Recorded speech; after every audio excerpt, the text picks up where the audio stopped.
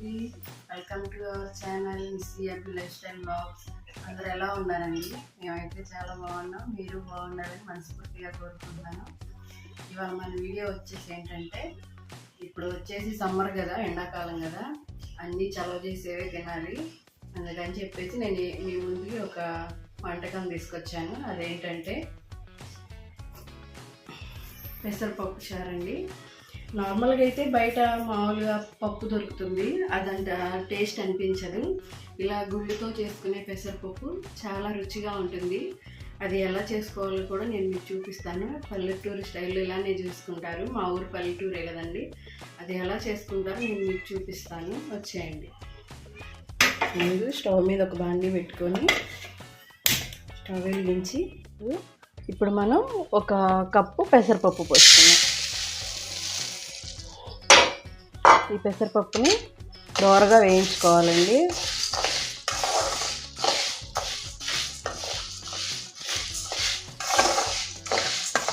ఒకసారి ఇలా కూడా ట్రై చేసి చూడండి. ఇప్పుడు ఎక్కడైనా దొరుకుతుంది కదా పెసరపప్పు, డీమార్ట్లో అయినా మామూలు షాప్స్లో అయినా. ఇలా గుళ్ళతో ట్రై చేయండి, మీరే చెప్తారు చాలా బాగుంటుందని.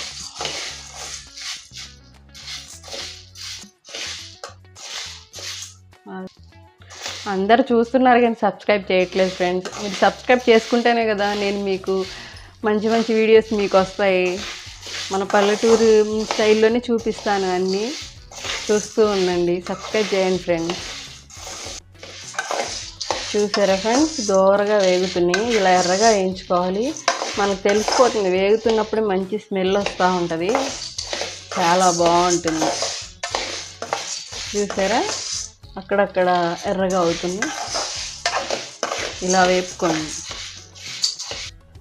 వేగిపోయింది ఫ్రెండ్స్, చూసారా ఇలా వస్తాయి వేగితే. ఇందాకేం కొంచెం పచ్చగా ఉన్నాయి కదా, ఇప్పుడు చూడు వేగి అలా ఎర్రగా వచ్చింది. ఇప్పుడు గ్యాస్ ఆఫ్ చేసుకొని ఒక గిన్నెలోకి తీసుకుందాం వీటిని.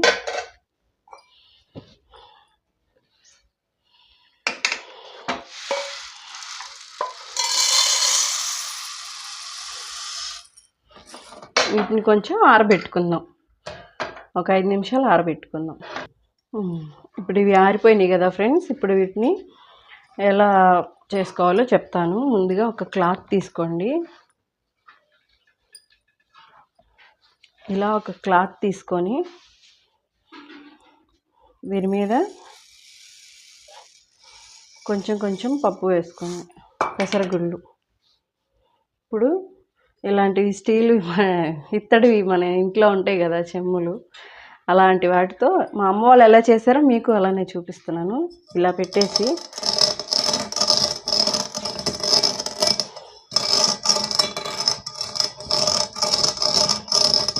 మిక్సీ అలా ఏం అవసరం లేదు, మిక్సీ పడితే పొడైపోతుంది.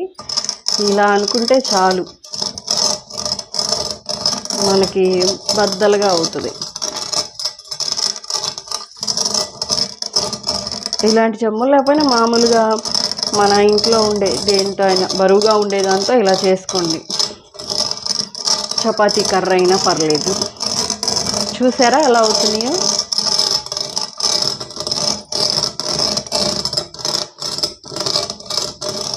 పప్పు చాలా టేస్టీగా ఉంటుందండి, ఇలానే చేసుకొని చూడండి.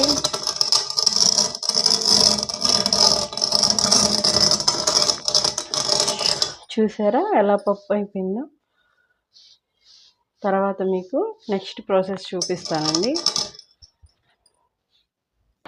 ఇప్పుడు మనం ఈ పప్పుని ఒక చాట్లోకి తీసుకోవాలండి. ఇప్పుడు మనం ఇది చెరుగుదాం.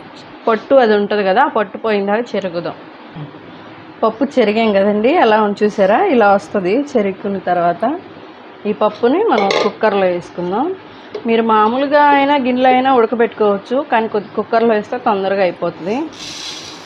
కుక్కర్లో వేసి 2 సార్లు శుభ్రంగా కడుక్కుందాం. ఇప్పుడు కడుక్కున్నాం కదండి శుభ్రంగా 2 సార్లు. ఇప్పుడు దీంట్లోనే 2 గ్లాసులు వాటర్ పోసుకుందాం. పప్పు మునిగేంత వరకు పోసుకుందాం. తర్వాత దీంట్లో ఏమేమి వేయాలో అవి నేను చూపిస్తాను. దీంట్లోకి ఇప్పుడు 2 టమోటాలు, ఒక ఉల్లిపాయ, 3 పచ్చిమిర్చి ఇవి కట్ చేసి వేసుకుందామండి. ఇదిగోండి, ఇప్పుడు మనం ముక్కలు కట్ చేసుకున్నాంగా, ఈ కట్ చేసిన ముక్కలు కొంచెం పసుపు, ఒక హాఫ్ టీ స్పూన్ పసుపు వేసుకుందాం. పప్పు పొంగకుండా ఒక స్పూన్ ఆయిల్ వేసుకుందాం. ఇప్పుడు మూత పెట్టేసి 4 విజిల్స్ వస్తే తర్వాత పోపు ఎలా పెట్టుకోవాలో నేను మీకు చూపిస్తాను. ఇప్పుడు మనం గ్యాస్ వెలిగించుకొని ఒక 4 విజిల్స్ వచ్చిందాకా ఉంచుకుందాం అండి. పప్పు బాగా ఉడుకుతుంది. 4 విజిల్స్ వచ్చినాక నేను మీకు చూపిస్తాను.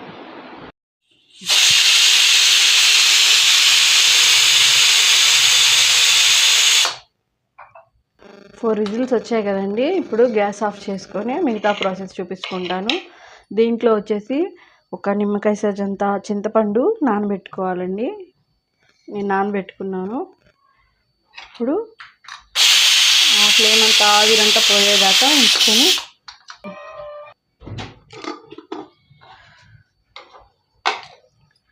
పప్పు చూసారండి ఎంత మెత్తగా ఉడికిపోయిందో. ఇప్పుడు దీంట్లో మనం ఒక 2 స్పూన్లు కారం వేసుకుందాం.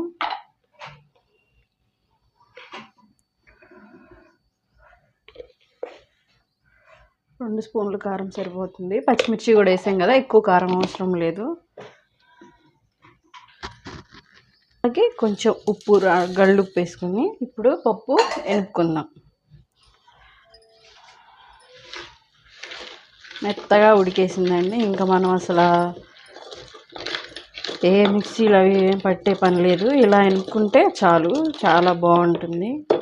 వాటర్ కూడా ఏమి లేవు. ఇప్పుడు మనం మెనుపుకున్నాక చింతపండు గుజ్జు వేసుకుంటే సరిపోతుంది. పప్పు చాలా రుచిగా ఉంటుంది. ఎక్కువ మెనుపుకో అవసరం లేదు ఈ పప్పుని.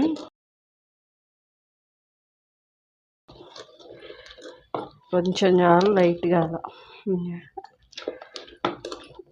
అది నోటికి తగులుతూ బాగుంటుంది.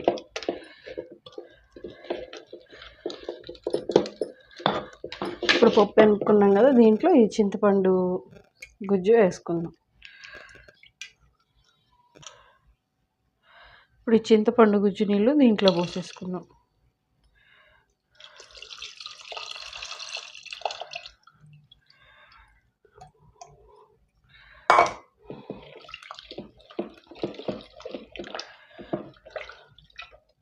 ఇప్పుడు దీన్ని తాలింపు పెట్టుకుందామండి, చూపిస్తాను మీకు.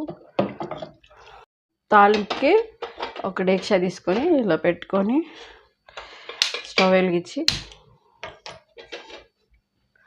ఆయిల్ వేసుకుందాం అండి.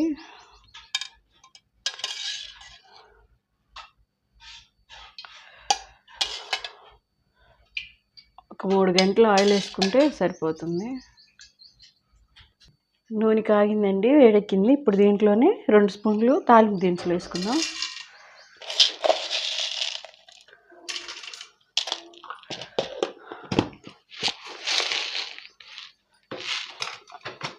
రెండు స్పూన్లు తాలింపు దినుసులు వేసుకున్నాక ఇప్పుడు తాలింపులో కావాల్సినవి చూపిస్తాను.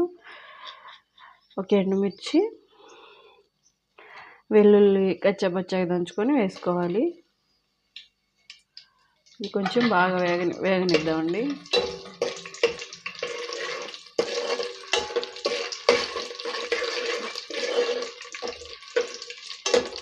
ఇవి వేగుతున్నాయి కదా, దీంట్లోనే ఈ ఉల్లిపాయ ముక్కలు వేసుకుందాం. ఉల్లిపాయ ముక్కలు తాలింపులు వేసుకుంటే చాలా బాగుంటుంది, నోటి తగులుతూ. పప్పుచారులోకి నేను ఎప్పుడు వేసుకుంటానండి. ఇప్పుడు ఇవి కూడా బాగా వేగనిద్దాం. ఉల్లిపాయలు వేగినాక ఇప్పుడు కరివేపాకు వేసుకుందాం.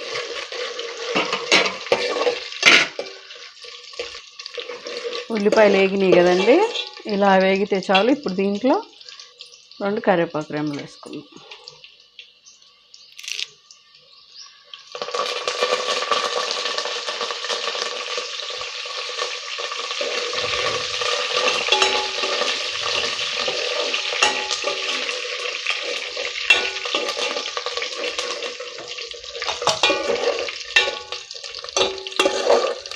ఈ కరివేపాకు కూడా వేగిపోయింది కదా, ఇప్పుడు మనం ఇందాక మెదిపి పెట్టుకున్న ఈ పప్పుని వేసుకోవాలి. సరే, ఇలా ఉంటుంది. ఇప్పుడు మనం పప్పుని వేసేసుకుందాం.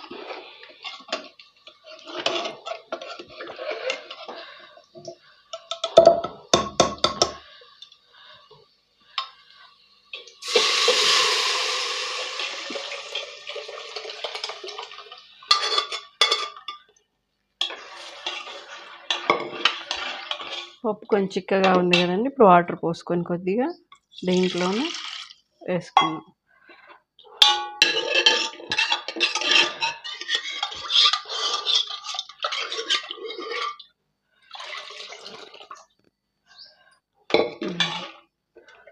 పెసరపప్పు అంటేనే చిక్కగా ఉంటుందండి. మీకు పలచగా కావాలన్నా ఇంకొంచెం వాటర్ పోసుకోవచ్చు, కానీ ఇలా ఉంటే టేస్ట్ చాలా బాగుంటుంది. చూసారు కదా, ఇంతేనండి. ఇప్పుడు 2 నిమిషాలు పప్పు తెరలించుకొని కట్ చేసుకొని వేడివేడి అన్నంలో తింటే చాలా బాగుంటుంది. ఒకసారి మీరు కూడా ట్రై చేయండి. ఇప్పుడు మూత పెట్టుకొని ఒక 2 నిమిషాలు మరగనిద్దామండి. పప్పు మరిగితే చాలా బాగుంటుంది. ఇంకంతేనండి, పప్పు చాలా టేస్టీగా ఉంటుంది. ఒకసారి మీరు కూడా ట్రై చేయండి.